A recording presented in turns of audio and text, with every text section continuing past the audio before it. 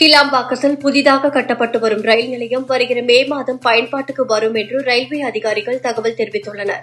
இந்த ரயில் நிலையம் கிளம்பாக்கம் பேருந்து முனையத்திலிருந்து 500 மீட்டர் தொலைவில் 3 நடைமேடைகளுடன் அமைக்கப்பட்டு வருகிறது. மாட்டுப் பொங்கல் பண்டிகையொட்டி சென்னை மேற்கு மாம்பலத்தில் உள்ள கோசாலையில் நடைபெற்ற பூஜையில் சென்னை ஐஐடி இயக்குநர் காமகோடி சிறப்பு விருந்தினராக கலந்து கொண்டார். அந்த நிகழ்ச்சியில் பேசிய அவர், கோமியம் குடித்தால் ஜுரம் சரியாகிடும் என்றார். இவரது கருத்துக்கு பலர் கடும் கண்டனங்களை தெரிவித்து வருகின்றனர். அந்த வகையில் காங்கிரஸ் எம்பி கார்த்தி சிதம்பரம் ஐஐடி இயக்குநருக்கு எதிர்ப்பு தெரிவித்துள்ளார்.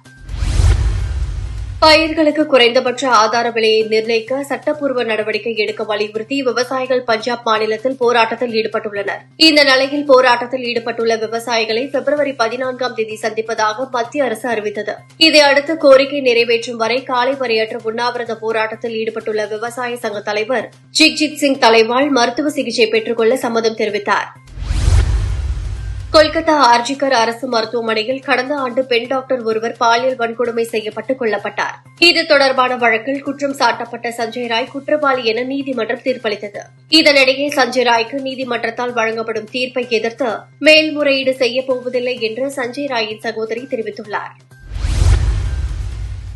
இஸ்ரேல் அம்பாஸ் இடையிலான போர் முடிவுக்கு வருவதாக அமெரிக்கா மற்றும் கத்தார் கடந்த புதன்கிழமை அறிவித்தது.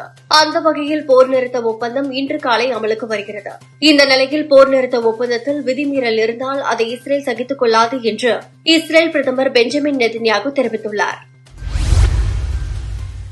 அமெரிக்காவின் 47வது அதிபராக டொனால்டு டிரம்ப் நாளை பதவியேற்கிறார். இந்த நிலையில் அதிபர் பதவியேற்ற பிறகு டொனால்டு டிரம்ப் இந்தியா மற்றும் சீனா நாடுகளுக்கு பயணம் செய்ய திட்டமிட்டு வருவதாக தகவல் வெளியாகியுள்ளது. இது தொடர்பாக அவர் ஆலோசனையில் ஈடுபட்டதாகவும் கூறப்படுகிறது. டெல்லி இந்திரா காந்தி விளையாட்டரங்கில் கொக்கோ உலகக்கோப்பை 2025 அரையிறுதி சுற்றுப் போட்டி நேற்று நடைபெற்றது. இதில் இந்திய பெண்கள் அணி 66க்கு 16 என்ற புள்ளி கணக்கில் தென்னாப்பிரிக்காவை வீழ்த்தி இறுதிப் போட்டிக்கு முன்னேறியது. மற்றொரு அரையிறுதிப் போட்டியில் இந்திய ஆண்கள் அணி தென்னாப்பிரிக்காவை 62க்கு 42 என்ற புள்ளி கணக்கில் வீழ்த்தியது. இதன் மூலம் உலகக்கோப்பை கொக்கோ தொடரின் இறுதி சுற்றுக்கு இந்திய பெண்கள் மற்றும் ஆண்கள் அணி முன்னேறி அசத்தியுள்ளது.